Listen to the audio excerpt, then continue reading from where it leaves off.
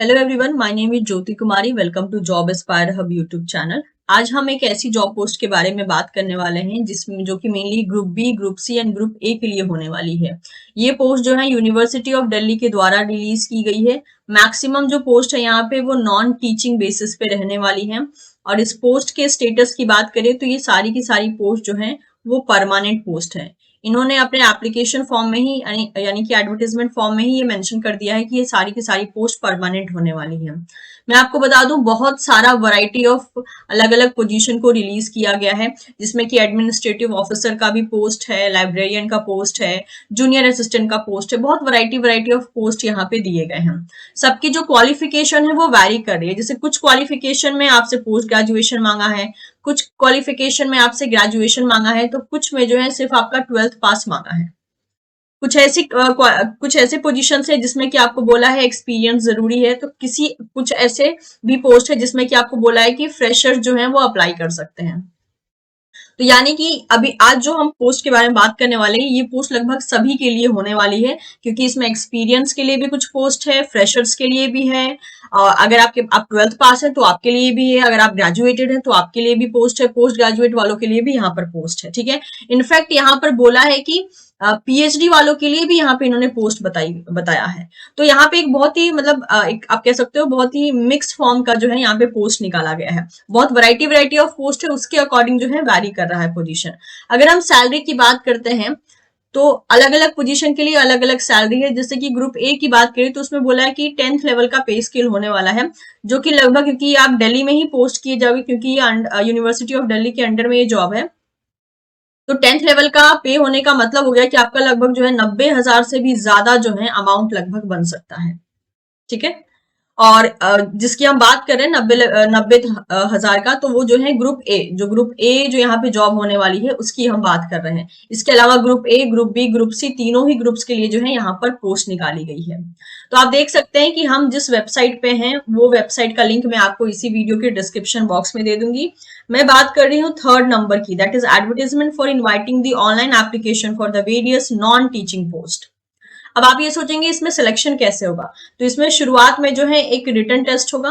Written test को qualify कर लेने के बाद जो है आपका इंटरव्यू हो सकता है। किसी किसी केस में बोला है कि आपका प्रोफिशिएंसी या स्किल टेस्ट हो सकता है या टाइपिंग टेस्ट हो सकता है। जैसे वो डिपेंड करता है कि आप किस पोजीशन के लिए अप्लाई कर रहे हैं। तो ये जो पोजीशन है, ये एडवर्टीजमेंट है, इसमें कुछ करेक्शन भी किया गया है। तो चलिए पहले करेक्शन को देख लेते हैं ताकि हम एक रफ आइडिया लगा सकें।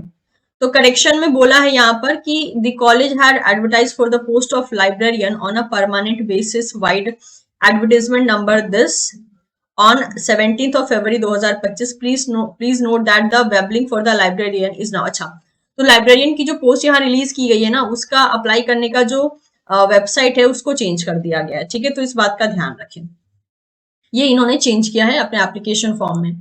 चलिए, तो हम जो है इस एडवर्टीजमेंट को देख लेते हैं। इस पे क्लिक करने के बाद आपके सामने ये पर्टिकुलर पीडीएफ ओपन हो जाता है, जो कि अगर देखा जाए तो लगभग जो है यहाँ पर 36 पेजेस का है। चलिए इसको वन बाय वन हम डील कर लेते हैं ताकि आइडिया लगे कि क्या पोजीशन है और कौन से कैंडिडेट्स एलिजिबल हैं।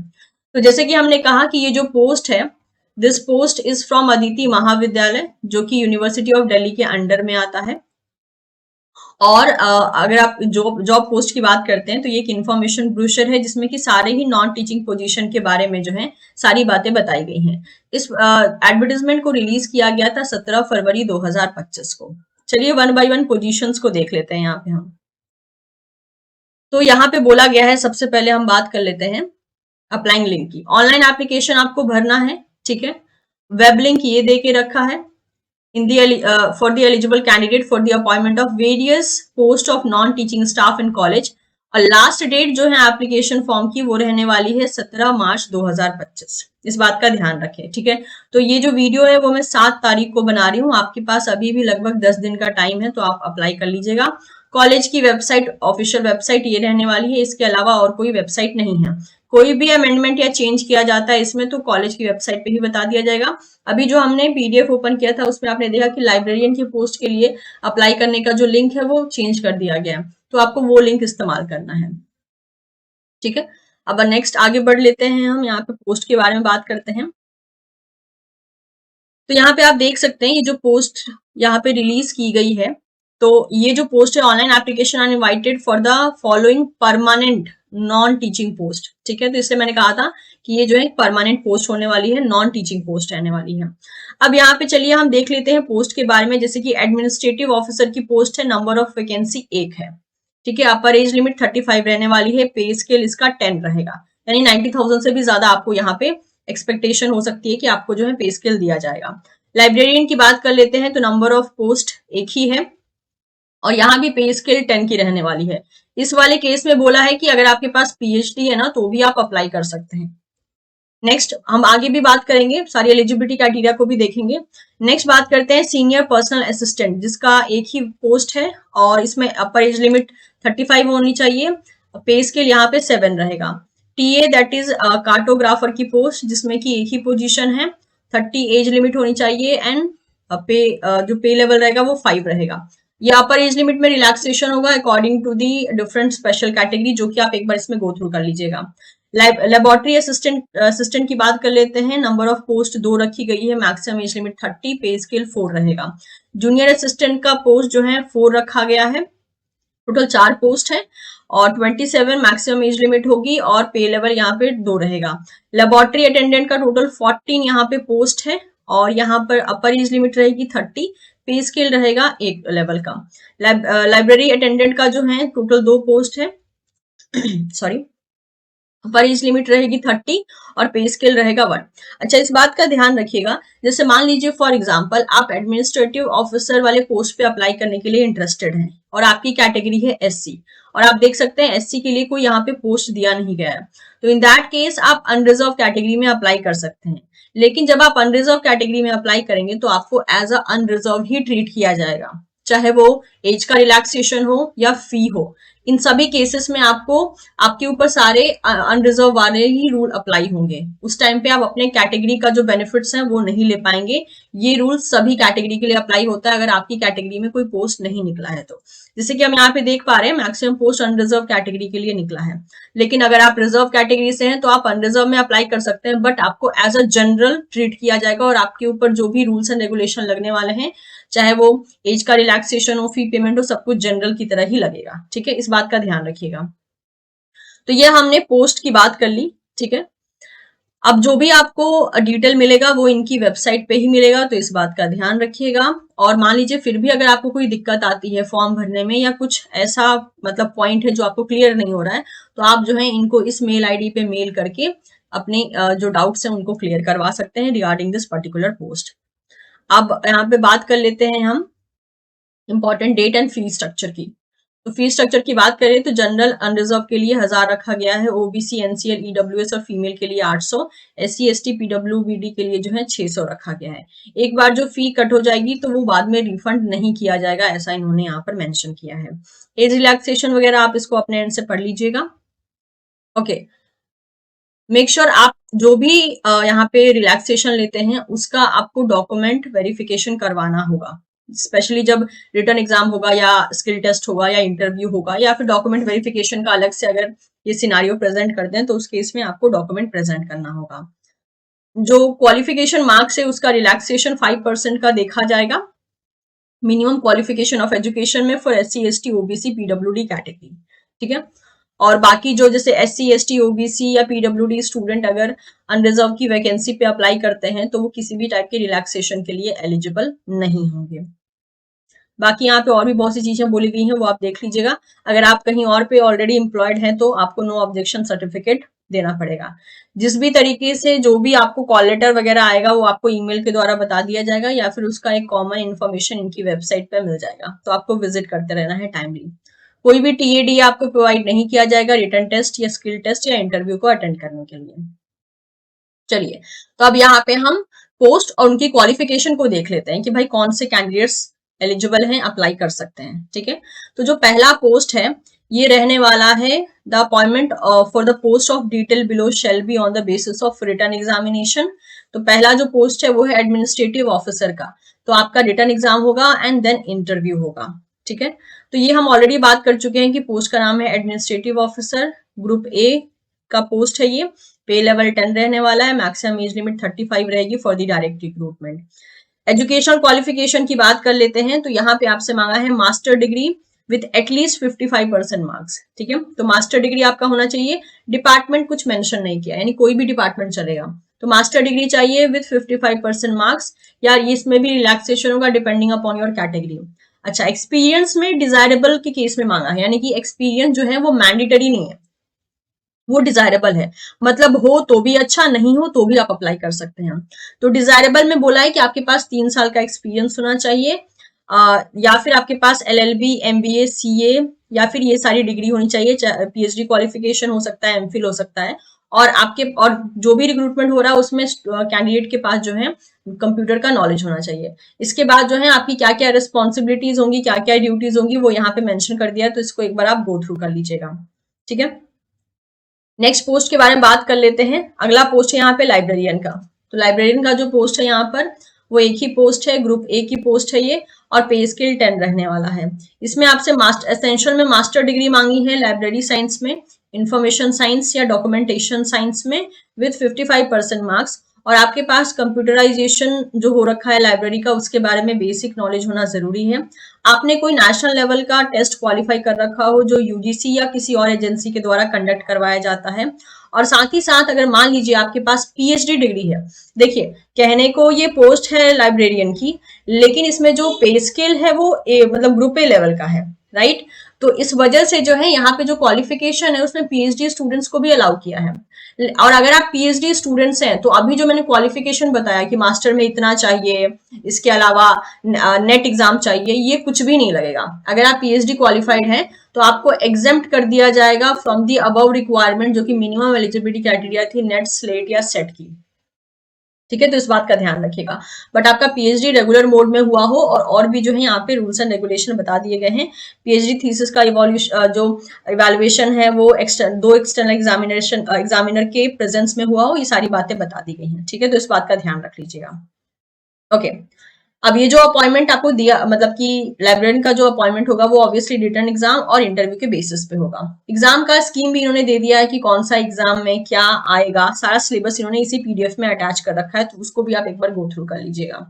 अगला पोस्ट है सीनियर पर्सनल असिस्टेंट का पोस्ट, ग्रुप बी का पोस्ट है, पे लेवल 7 रहने वाली है, 35 ईयर्स मैक्सिमम एज लिमिट। इसमें एसेंशियल में मांगा है आपसे कि आपके पास बैचलर डिग्री होनी चाहिए किसी भी रिकॉग्नाइज कॉलेज से, और एटलीस्ट 3 साल का एक्सपीरियंस होना चाहिए, working experience as a private secretary या फिर personal assistant, stenographer, executive assistant, executive secretary in the government department, university, autonomous body, PSUs, education institution recognise by the government. तो इस पोस्ट के लिए एक्सपीरियंस मैंडेटरी कर दिया गया है। ठीक है, तो इस बात का ध्यान रखें। स्किल टेस्ट के नॉर्म्स हैं कि आपका डिक्टेशन 10 मिनट्स का होगा, जिसमें कि आपका एवरेज जो स्पीड होगा वो 10 वर्ड्स पर मिनट होगा। ट्रांसक्रिप्शन जो है 40 मिनट्स का होगा आपका इंग्लिश में, और 55 मिनट्स का होगा हिंदी में, जो भी आप सेलेक्ट करते हैं। कंप्यूटर प्रोफिशिएंसी टेस्ट भी यहाँ पे देखा जा सकता है। डिजायरेबल में आपसे ये सारा मांगा है, अगर है तो अच्छी बात है, नहीं है तो भी आप अप्लाई कर सकते हैं।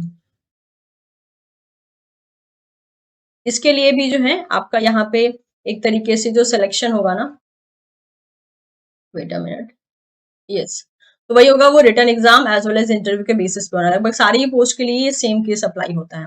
नेक्स्ट बात कर लेते हैं post of qualification for the TA cartographer की, और यहाँ पे एक ही पोजीशन है, ग्रुप सी की पोस्ट है, पे लेवल 5 रहने वाली है। एसेंशियल में आपसे मांगा है बैचलर डिग्री और with 2 year experience in relevant field.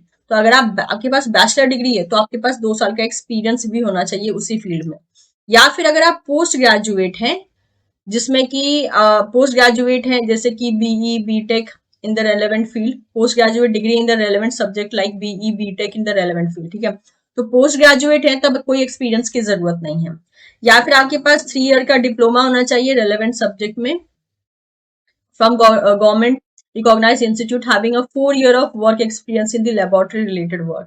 तो अगर आपके पास डिप्लोमा है तो 4 साल का एक्सपीरियंस, बैचलर डिग्री है तो 2 साल का एक्सपीरियंस, और आपके पास पोस्ट ग्रेजुएशन है तो इन दैट केस कोई एक्सपीरियंस की डिमांड नहीं की है। ठीक है, इस बात का ध्यान रखिएगा। नेक्स्ट बात कर लेते हैं यहाँ पर, अगला पोस्ट है लेबोरेटरी असिस्टेंट की, जिसका selection return examination and interview के बेसिस पे होने वाला है। 2 पोस्ट है, ग्रुप सी की पोस्ट है ये, और पे लेवल 4 रहने वाला है। एज लिमिट के बारे में हम पहले ही बात कर चुके हैं। एसेंशियल क्वालिफिकेशन में बोला है कि आपका 12th पास होना चाहिए या इक्विवेलेंट एग्जामिनेशन पास होना चाहिए इन द रेलेवेंट साइंस सब्जेक्ट, या फिर आपका ग्रेजुएशन हो सकता है किसी भी रेलेवेंट सब्जेक्ट में, मतलब कि साइंस एरिया में ही आपका ग्रेजुएशन हो। तो इसमें भी देखिए कोई एक्सपीरियंस की डिमांड नहीं की है, 12th पास भी अप्लाई कर सकते हैं, ग्रेजुएटेड भी अप्लाई कर सकते हैं। इसमें भी जो है आपका रिटन एग्जामिनेशन होगा, इंटरव्यू होगा। पोस्ट की डिटेल की अगर हम बात करते हैं तो जूनियर असिस्टेंट की पोस्ट होगी, 4 पोस्ट है टोटल, ग्रुप सी का ये जॉब होने वाला है। एज लिमिट हम पहले ही बात कर चुके हैं। इसमें एसेंशियल क्वालिफिकेशन में आपसे क्या मांगा है कि आपके पास 12th होना चाहिए या फिर इक्विवेलेंट क्वालिफिकेशन होना चाहिए रिकॉग्नाइज बोर्ड, कॉलेज या इंस्टीट्यूशन से। टाइपिंग स्पीड 35 वर्ड्स पर मिनट इन इंग्लिश, 30 वर्ड्स पर मिनट इन हिंदी में होना चाहिए। और ओके, ये हो गया। नेक्स्ट इसमें भी जो आपका सिलेक्शन होगा वो इंटरव्यू एंड एग्जामिनेशन के बेसिस पे होगा। अगला बात कर लेते हैं पोस्ट जो कि होने वाला है लेबोरेटरी अटेंडेंट की, 14 टोटल पोस्ट है। इसमें पे लेवल 1 रहने वाला है, ग्रुप सी का पोस्ट है ये। एजुकेशनल क्वालिफिकेशन की बात कर लेते हैं। इसमें आपसे 10th लेवल मांगा है, देखिए ठीक है। तो 10th पास भी अप्लाई कर सकते हो, सबसे ज्यादा पोस्ट भी इसी में निकली है। या फिर इक्विवेलेंट एग्जामिनेशन आपने पास किया हो, और ये सारी चीजें आप देख सकते हैं। एक्सपेक्टेड अंडरटेकन फॉलोइंग ड्यूटीज, ये सारी ड्यूटीज जो है आपको निभानी पड़ेंगी जो यहाँ पे मेंशन किया गया है। इसमें सिर्फ 10th लेवल चाहिए, 10th पास चाहिए मतलब कि।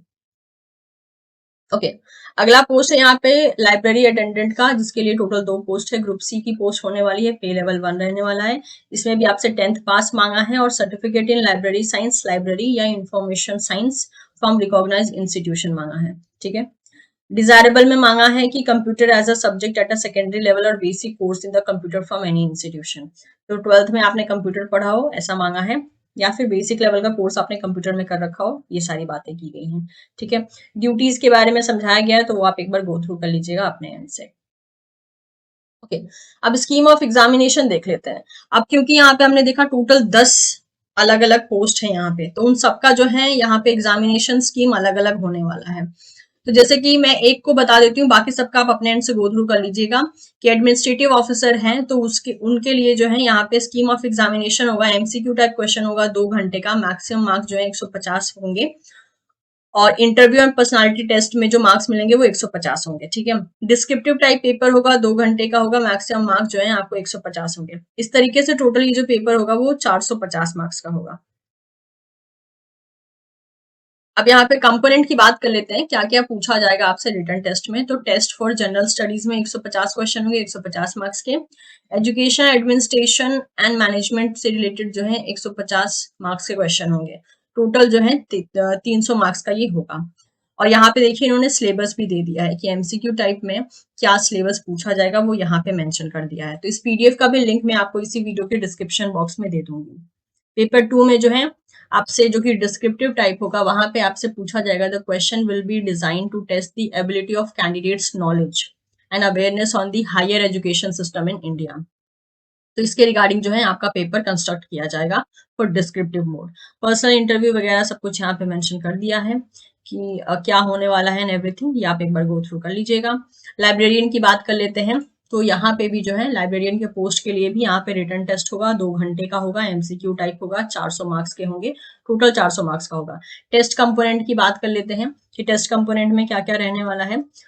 तो यहाँ पे जो है पार्ट 1 और पार्ट 2 होगा। पार्ट 1 में ये इन सारे टॉपिक्स से सवाल होंगे, टोटल 30 क्वेश्चन होंगे 120 मार्क्स के। पार्ट 2 में जो है इन सारे एरिया से सवाल होंगे, 70 क्वेश्चन होंगे 280 मार्क्स के। इस तरीके से टोटल क्वेश्चन होगा 100 और टोटल मार्क्स होगा 400। टॉपिक आप रीड आउट कर सकते हैं क्योंकि इसका लिंक मैं डिस्क्रिप्शन बॉक्स में दे दूंगी, तो आप वहां से गो थ्रू कर लीजिएगा। इसके बाद बताया है कि पेपर जो है हिंदी इंग्लिश दोनों में ही हो सकता है, लेकिन उस लैंग्वेज को आपको अपने एप्लीकेशन फॉर्म में मेंशन करना होगा। और बता रखा है कि कितना मार्क्स किसके लिए जरूरी होगा, ये आप अपने एंड से गो थ्रू कर लीजिएगा। नेक्स्ट सीनियर पर्सनल असिस्टेंट के पोस्ट की बात कर लेते हैं। देखिए यहाँ पे उन्हीं का स्कीम ऑफ एग्जामिनेशन दे के रखा है जिस पोस्ट के लिए एग्जाम की जरूरत है। इसमें भी टोटल जो है 2 पेपर होंगे। एमसीक्यू टाइप 2 घंटे का होगा, 300 मार्क्स के 150 क्वेश्चन। डिस्क्रिप्टिव टाइप क्वेश्चन होगा 3 घंटे का, 200 मार्क्स का। इसके बाद स्किल टेस्ट होगा, दैट इज हाफ से लेकर 1 घंटे का, और टोटल जो यहाँ पे मार्क्स होगा वो होगा 500 का।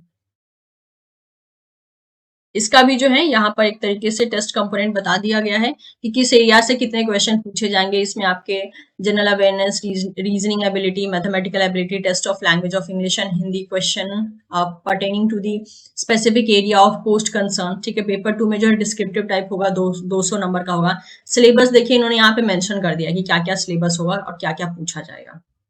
स्किल टेस्ट के बारे में भी बता दिया गया है क्या क्या पूछा जाएगा। अगला पोस्ट था टेक्निकल असिस्टेंट का, टीए का, जिसमें कि अगेन 2 पेपर होगा। पहला पेपर 2 घंटे का, दूसरा पेपर भी 2 घंटे का। यहाँ पे बता दिया गया है क्या क्या एरिया से पूछा जाएगा। फर्स्ट पेपर जो है 300 मार्क्स का होगा, सेकंड पेपर 150 मार्क्स का होगा। टेस्ट, स्किल टेस्ट जो है 1 घंटे का होगा। बता दिया है कि क्या क्या स्किल टेस्ट में आपसे पूछा जाएगा। अगेन इसका भी जो है पूरा मिला के 450 मार्क्स का ये पूरा पेपर होगा। टेस्ट कंपोनेंट भी बता दिया गया है, तो इसको एक बार देख लीजिएगा। ये रहा पूरा का पूरा डिटेल सिलेबस जो कि यहाँ पे मेंशन किया है, और स्किल टेस्ट में क्या पूछा जाएगा वो भी यहाँ पे बता दिया गया है।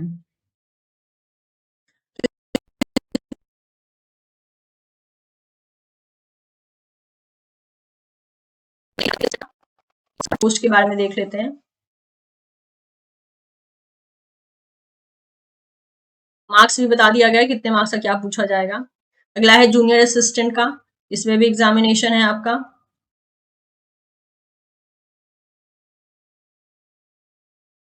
नेक्स्ट है यहाँ पे लेबोरेटरी अटेंडेंट का, अगेन इनका भी एग्जामिनेशन है।